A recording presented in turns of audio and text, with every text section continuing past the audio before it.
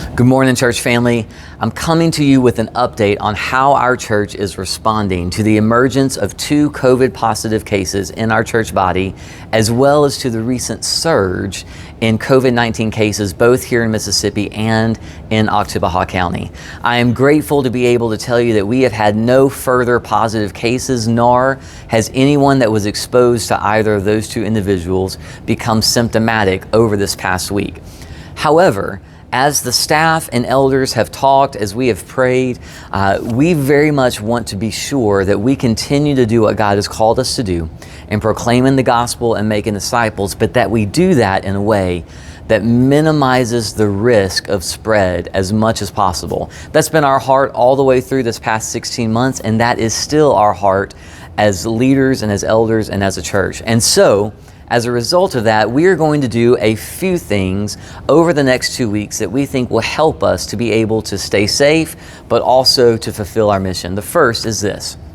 We are going to ask everyone to mask back up over the next 2 weeks. For this Sunday, August 1st, and next Sunday, August 8th. We feel as if that is the simplest, easiest thing that we can do that we know will minimize the risk of unintentional spread in our worship gatherings.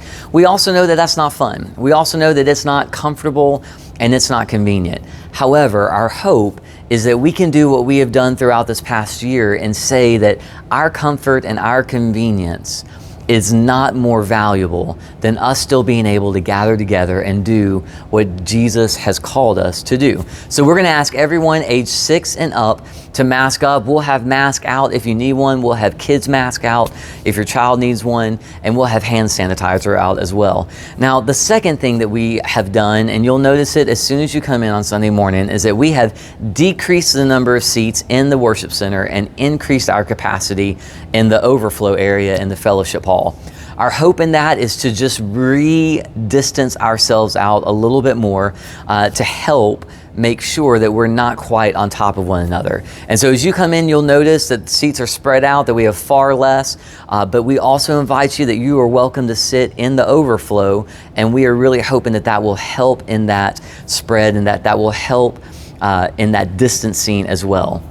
The third thing is something that we had already talked about, which is this, is that we had planned to announce to you Sunday morning that we are taking a 2-week breath from August 1st through August 15th. This summer has been wonderful. We've had potlucks, we've had dinner groups, we've had midweek Bible studies, we've had youth events and children's events and potlucks, and we have had days of prayer, and it has been a wonderful summer of reconnecting as a church, and especially of allowing our newcomers to connect and get to know who we are at Starkville Community Church.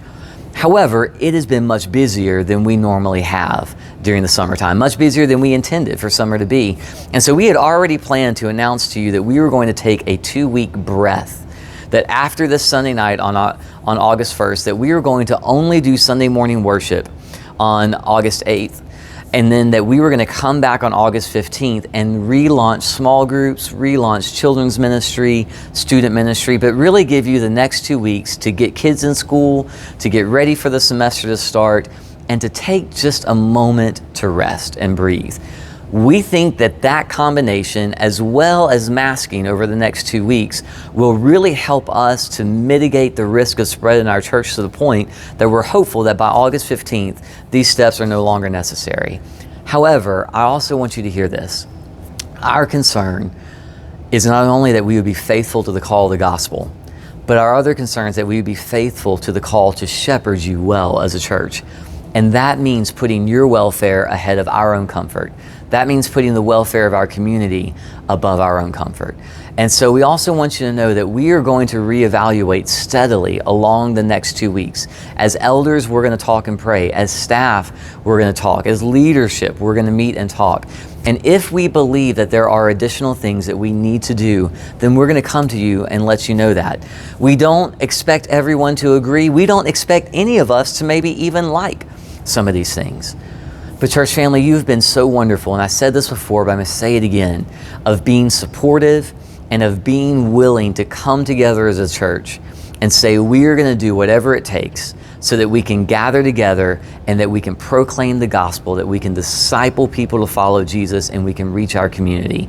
And so thank you so much for that. And I want to share with you that I have no doubt that we will continue to see God do over the next few weeks what we have seen God do over the past 16 months. We have seen God save souls. We've seen God change lives. We've seen God pull people closer to following Jesus. We've seen God grow us as a church. We've seen God open up doors into reaching our community, and He has done all of that in the midst of this pandemic, all of that in the midst of all the other things we've had to do along the way for precaution and for safety, and I believe that God's going to do the same thing. In fact, I believe that the most exciting, fruitful days for our church lie ahead of us, and that this next year we will be amazed by what God is able to do.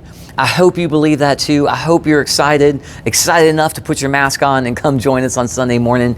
But I hope that you will join us in being prayerful for our community, prayerful for sister churches and for schools and for organizations and for families that are experiencing this disease, prayerful for our health workers and frontline workers who are doing everything they can in the midst of it to keep going and to serve us, prayerful that God would continue to move and do what only He can do.